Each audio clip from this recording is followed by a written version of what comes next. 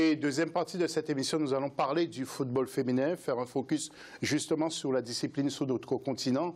Et bien entendu, pour en parler avec nous, vous les avez vus dans la première partie de cette émission, il y a Walid Cherchour, qui est journaliste, qui est algérien, pas marocain, mais chroniqueur également. Donc il y a le plaisir d'intervenir sur certaines chaînes en France. C'est ça, bien entendu. Et nous avons également avec nous un technicien du football, c'est M. Amar Himed, qui est coach des U19 de Drancy. Il est algérien, qui nous dit que c'est vraiment un championnat très très difficile. Oui, très difficile. Oui, ouais, c'est pas donné. Et puis, bien entendu, Noureddine Sali, qui doit quitter, pas quitter, mais qui se rendra au Chan dans quelques jours. Vous aurez l'occasion peut-être de le savoir et il interviendra sans doute par téléphone avec nous en insert téléphonique lundi prochain de cette émission. Nous allons nous adresser aux internautes tout de suite.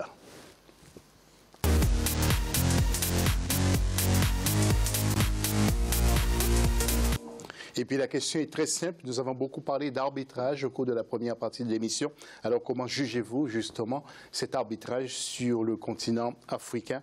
Et donc vous n'hésitez pas à vous intervenir sur Facebook Africa 24 ou sur Twitter bien sûr, et puis l'hashtag Africa 24. Walid, vous êtes bien placé. L'arbitrage français, ça ne tourne pas très très rond en ce moment. En ce moment, oui. Ouais, avec l'histoire de Tony Chaperon, avec les polémiques sur l'arbitrage vidéo en coupe de la Ligue. Oui, c'est vrai qu'il y a, mais comme en Allemagne, comme en Italie, il y a 6 mois, il y a un gros débat entre les pour et les contre la vidéo. Et c'est vrai que oui, il y a de gros problèmes en ce moment. Un petit aparté, quand on pense que les arbitres français sont très très cher payés, plus de 8 000 €, il y a autant d'erreurs. La Golden Line, ça ne marche pas. De l'argent gaspillé, vous qui êtes... Ça, c'est pas de leur fait, ça. Ouais. La Golden Line Technology, c'est pas eux. Ouais, il y a des sociétés qui gèrent, exactement. Il y a des gens qui sont dans le quart, eux, ils sont, voilà. C'est plus la LFP voilà, ils sont tributaires de ce qui se passe un peu dans le quart, dans la régie, on va dire. Donc c'est pas ça le problème sur l'arbitrage. C'est le problème, on l'a vu encore hier. Voilà, il y a juste des postures, il y a, je pense, une certaine pédagogie, il y a un accompagnement qu'il faut faire avec les arbitres, parce que généralement, quand ils arrivent sur le terrain, il y a une certaine frustration. Il y a peut-être, on l'a vu hier avec l'expulsion de Daniel Alves, par exemple. Dimanche précisément. On a eu Paris Saint-Germain. Voilà, on a eu Lopez qui n'a pas été expulsé hier, alors il l'aurait dû sur la faute sur Mbappé. Donc voilà, après ça engendre que le résultat il est peut-être un petit peu faussé sur le match. Mais voilà, les polémiques d'arbitrage, vous en aurez toutes les semaines. Okay. Contrairement à l'Afrique, c'est un débat. Et avant de passer au dossier, Noureddine a quand même un petit mot à dire. C'est juste pour ajouter 2 mots à ce qui s'est dit sur le plateau, c'est que il faut faire la part des choses entre la technologie et le problème de Chaperon, parce que ça, c'est pas lié, on va dire. C'est que Chaperon, c'est juste, ça montre un petit peu... Mais là où je veux en venir, si un but a été marqué aux yeux des arbitres, la Golden Line ne fait pas sonner la montre. Oui, non, mais ça c'est un problème. Il ne faut pas le comparer. Je ne sais pas si que les montres les a ramenées de Taïwan ou je ne sais pas quoi, mais bon, je pense que le problème d'arbitrage, on le voit très bien, qui est en régression ici en France. La preuve, c'est que vous allez compter le nombre d'arbitres qui sont invités pour le prochain mondial, vous serez surpris. Oui. Déjà au dernier mondial, il n'y en avait pas. Et pareil. Voilà. Le dossier après ce jingle.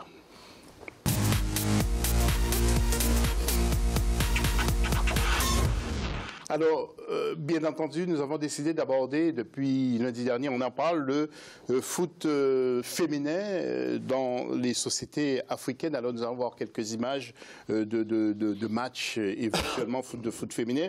On dit que ce football féminin sort de l'ombre, en quelque sorte. Pensez-vous aussi qu'il y a un frein, justement? Eh bien, nos invités, notre éditorialiste vont y répondre. Pensez-vous qu'il y a un frein, justement, à ce football féminin? Alors, ces dernières années, on a parlé des performances de certaines équipes africaines, comme celle du Nigeria, du Ghana, de la Guinée équatoriale et aussi de l'Afrique du Sud, qui ont été remarquables. Et des programmes de développement du football féminin sont ainsi développés, semble-t-il, parce que nous ne sommes pas allés dans tous les pays pour savoir ce qui se passe. Alors, grâce aussi, il faut le dire, au soutien de la FIFA. Alors, Noureddine, vous qui suivez de près tout ce football-là, nous allons, après ce jingle, rentrer dans le débat, précisément.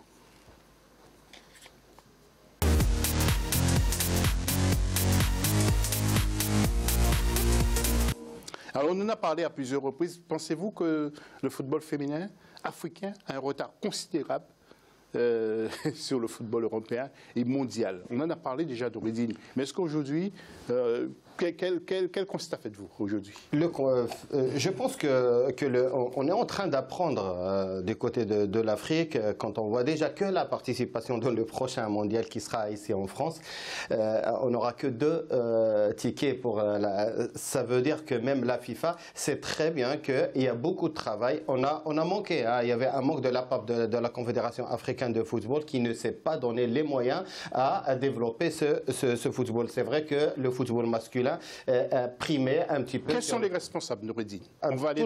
Tout le monde. Je pense que les fédérations, comme la Confédération africaine, et comme déjà les compagnies de donner l'envie à des jeunes filles d'aller taper dans un ballon au lieu d'aller jouer peut-être à un autre sport. Donc le problème, il est complexe, il est global de tous bords, soit du côté national, soit du côté de l'école. Et aussi à ne pas oublier que même l'école dans notre continent, est-ce qu'il y a vraiment des espaces donnés aux filles de taper dans un ballon? Je ne pense pas qu'il sera généralisé. C'est vrai qu'il y a le Nigeria qui essaye de donner une autre image du football féminin et de donner les moyens aux jeunes filles. Mais ça va être très compliqué parce que quand on prend l'exemple de la France qui eux aussi avaient 2 ou 3 trains de retard par rapport aux pays européens, notamment l'Allemagne, la Suède ou même les États-Unis ou le Canada, ils ont essayé de mettre, notamment la Fédération française de football, de mettre énormément de moyens à partir des années de 2010 pour essayer de concurrencer et d'avoir une équipe qui peut jouer un podium aux Jeux Olympiques ou une demi-finale dans une grande compétition. Mais la réforme en France a été vite parce que quand on voit comment l'équipe est propulsée bien sûr, mais ça a duré 5-6 ans. Il a fallu vraiment faire un vrai travail, donner des moyens à la formation, donner des moyens aussi au club. Quand on voit l'Olympique Lyonnais en féminine ou quand on voit le Paris Saint-Germain avec les moyens qu'on connaît en essayant de concurrencer, il faut aussi un championnat fort. Montpellier, Soyaux, mais la FIFA donne de l'argent à l'Afrique pour développer le football féminin. Mais comme l'a dit Noureddine, il faut une prise de conscience. C'est pas que la FIFA, c'est aussi la CAF qui doit faire ce travail-là. Le travail que. Oui, mais est-ce que la CAF a droit une certaine ingérence? Après, sur le plan. Mais c'est le tuteur. Après, il faut une remise en question aussi avec les clubs. Il faut discuter, il faut essayer de voir où on va, quels sont les objectifs. Est-ce que là, on parle du Nigeria, mais est-ce qu'aujourd'hui le Nigeria en France peut au moins sortir des poules? J'en suis pas sûr, moi, j'en suis pas sûr. Donc c'est vraiment une remise en question globale que tout le monde doit effectuer. C'est un problème éthique et social peut-être aussi. Oui, mais il faut être honnête. Nos fédérations, elles en ont que faire du football féminin. Voilà, il faut être honnête, même dans nos pays respectifs, 99% de l'attention footballistique, elle est pour le football masculin. Donc voilà, moi je regarde un petit peu les matchs féminins en Algérie, ils se jouent à 8 ou 9 heures du matin sur les matchs de championnat. Donc il n'y a aucun intérêt. Ça veut tout dire. Et voilà, ils concernent ces filles-là qui sont passionnées par du football. Mais dans nos fédérations, bien sûr, tu disais tout à l'heure, on donnait de l'argent à nos fédérations pour développer le foot féminin. Mais on sait très bien que l'argent, il est détourné pour aller sur le football masculin. Voilà, on donne une petite partie et puis ça reste là. Oui, alors mon tout dernier mot avant d'enchaîner. D'après une étude du Grand Mag Afrique, en Afrique, on dit qu'il n'existe pas suffisamment de succès spécifique pour la formation de footballeuses. Les joueuses ne peuvent souvent compter que sur elles-mêmes pour éclore, c'est-à-dire elles jouent aussi au football en cachette. Discrètement, c'est ce qui paraît. Et on dit aussi vouloir se lancer dans le football en tant que fille et vouloir devenir une professionnelle et surtout devenir une star, cela demande beaucoup d'énergie, plus qu'il en faut pour un garçon. C'est une question de mentalité, c'est ce qu'on disait tout à l'heure, c'est une question de mentalité, c'est que dans nos pays, on n'est pas encore prêt à laisser justement ce football-là se développer. Maintenant, tout à l'heure, on parlait aussi pour la France.